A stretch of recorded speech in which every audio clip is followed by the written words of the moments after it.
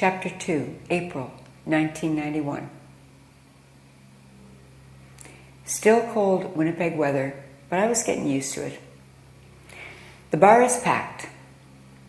We'd just finished the last day of shooting a movie, and I'd had a supporting role. So, the wrap party moved to the bar, High's Piano Lounge, my current gig. Yes, I sang and played piano at High's.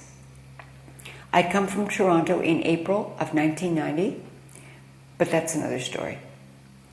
The bar was hopping. Folks everywhere, as the waitresses were run off their feet while I sang Piano Man and Carole King songs about broken hearts and lonely people. Through the crowds I saw him just standing there with a half grin on his face. I can still see the brown leather bomber jacket, hands in his pockets. He seemed mesmerized. He wasn't looking around the room. He didn't seem to be searching for a place to sit or people to greet. He looked only at me behind the piano, cozily tucked away in the corner, surrounded by the Friday night crowd. Slowly, he approached me, winding his way through all the chairs, coats, waitresses. Stray feet and legs splashed over every open space. His eyes never left me as he found the last empty seat at my piano. Anyone at my bar always got my full attention. We were our own little subculture. I gave him a bright smile, said hi, and asked him his name, to which he never did respond, at least not that night. He just sat there grinning at me. Actually, it felt a little odd, just a bit creepy. One of the waitresses noticed and determined keeping an eye on him didn't seem like a bad idea. There he sat, and my attempts at any conversation brought me just that grin, but no response. That was fine. I've been playing piano bars for a few years and pretty much felt if I hadn't seen it all, then what was left to experience probably wasn't worth the time. And so went that Friday night. Saturday night, earlier this time, he returned and brought a friend. They sat down and I said, "So, you brought your little friend," as I offered a welcoming smile. The little friend was more forthcoming, a flirt really. And so, this evening, the events played out quite differently.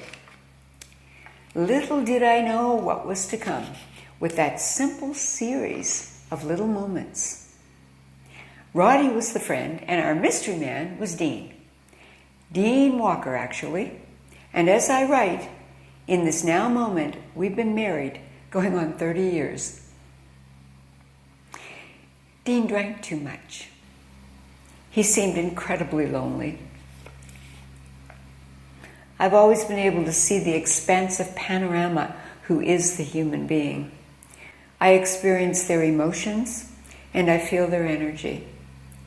I see darkness, I see light. I've always been attuned to this, although I'm much better now than I was in those earlier years. Dean came to me. He found me in a bar on Kennedy Street. He found me, and I found him. Both of us broken. We'd been trampled alive by the hooves of hell and living. We were still walking, talking specimens of human courage, and remarkably so, human goodness. That synchronistic weekend, we came together. He'd come from Calgary a few months before I'd come from Toronto. Leaving there, I wasn't sure about coming to Winnipeg to be in a relationship with another man from here, but I knew beyond a doubt Winnipeg was a certainty.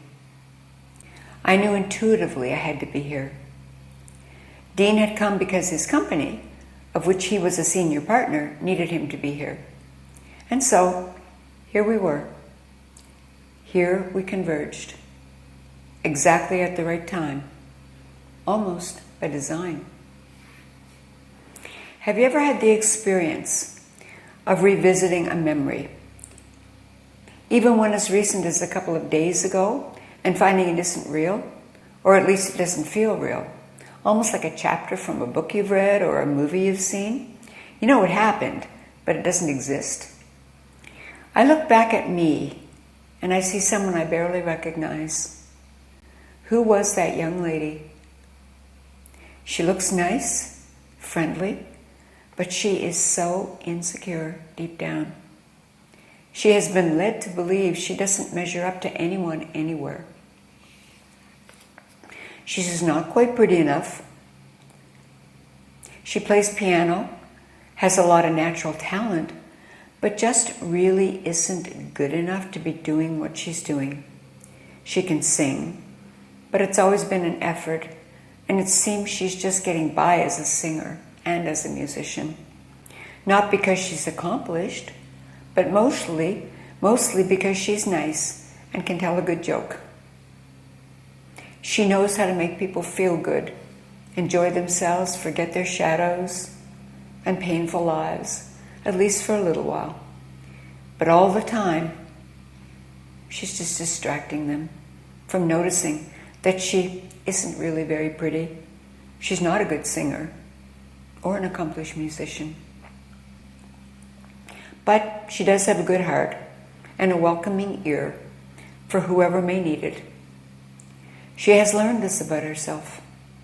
She also knows deep down she won't be able to pull this off forever. She needs to upgrade her presentation. She needs to do a lot of work. And she has a very monumental task in front of her. It is called trusting the journey. She's learned not to trust.